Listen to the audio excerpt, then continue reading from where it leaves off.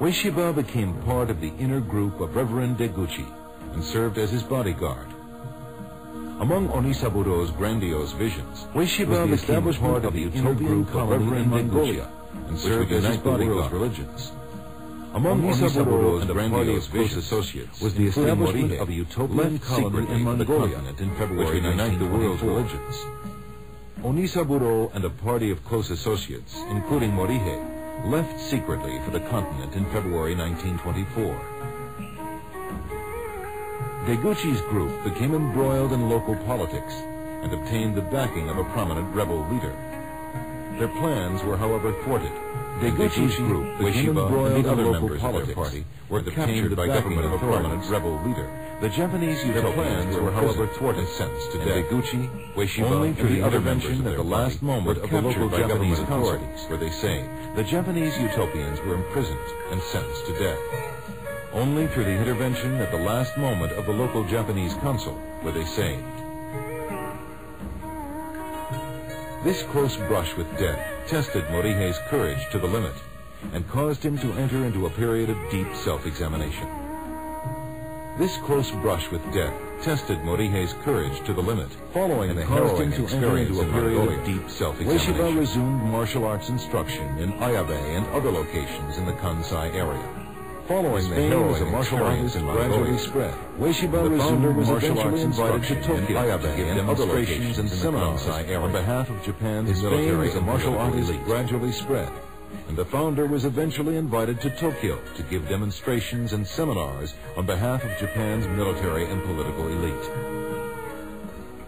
Among his most ardent supporters was Admiral Isamu Takeshita, a retired officer with a distinguished career in the Foreign Service. Also among his martial arts enthusiasts, Takeshita was instrumental in having Ueshiba relocate to Tokyo with a distinguished career in the Foreign Service.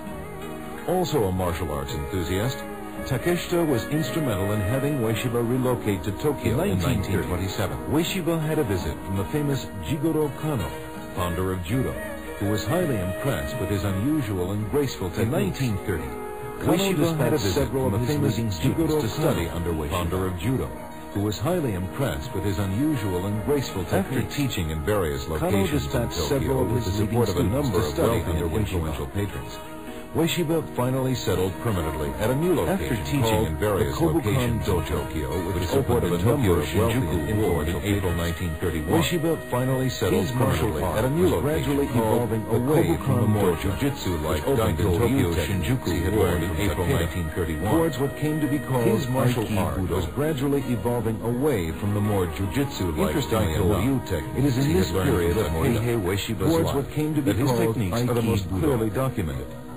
This is largely due to the survival of a series of more than 1,000 Morihei Ueshiba's life, which preserves for posterity his dynamic Aikibudo. This is largely due to the survival of a series of more than 1,000 technical photos, which preserve for posterity his dynamic Aikibudo. Although Ueshiba had already begun to transform the techniques of Daito Ryu according to his own vision, these photos provide conclusive evidence of the continuing influence of the techniques of Daito Ryu according to his own vision. The complex photos provide conclusive evidence shown in these photos are unmistakably from the Daito Ryu technical repertoire. The complex joint locks and classic techniques shown in these photos are unmistakably from the Daito Ryu technical repertoire.